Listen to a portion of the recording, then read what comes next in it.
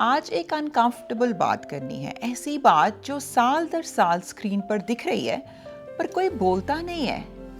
देश का सबसे बड़ा कॉमेडी शो, एक आदमी लिपस्टिक लगाता है, साड़ी पहनता है और फिर अचानक से चीप हरकतों, वल्गर जोक्स, एग्जैजरेटेड जेस्चर्स और औरत की डिग्निटी को ड्रैग करने का सर्कस शुरू हो जाता है और सब हंस रहे होते हैं। घर घर में टीवी के सामने डिनर प्लेट्स हाथ में लिए पूरी फैमिली मिलकर हंस रही है। टीआरपी बढ़ती है, रेटिंग्स शूट हो रही हैं और एक और एपिसोड औरत की पर्सनैलिटी को पंच लाइन बना जाता है।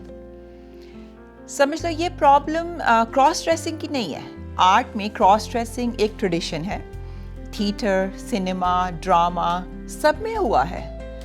प्रॉब्लम वो नहीं है, प्रॉब्लम है जो आदमी एक औरत बनने के बाद कर रहा है। जैसे ही वो दुपट्टा पहनता है, साड़ी पहनता है, स्क्रिप्ट फौरन उसे चीप बना देती है, वल्गर बनाती है, डेस्परेट बनाती है। क्यों फेमिनिटी को ऑटोमेटिकली फनी डिफाइन कर दिया गया है? क्यों औरत का हर trait, walk, tone, attitude, hair style exaggerate करके इंसल्ट की लाइन पर सर्व कर दिया जाता है? औरत कोई कॉस्ट्यूम नहीं है, औरत कोई कॉमेडी प्रॉप नहीं है, औरत कोई जोक नहीं है, बट इन्होंने इसको जोक बना के रख दिया है। कॉमेडी का मकसद होता है ह्यूमर विद टाइमिंग सटायर। यहाँ मकसद लगता है एक ही है, औरत को गिराना। जब एक मर्द औरत बनकर चीप जेस्चर्स करता है तो लोग एक्चुअली किस पर हंस रहे हैं? उस एक्टर पर नहीं, औरत पर, उसकी ग्रेस पर, उसकी डिग्निटी पर, उसकी फेमिनिटी पर।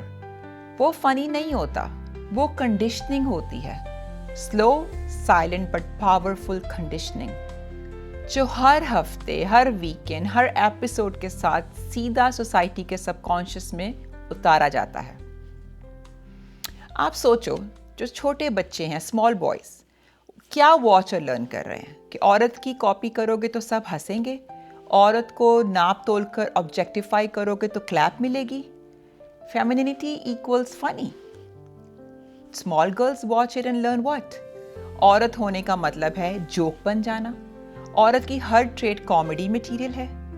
Femininity equal Shem.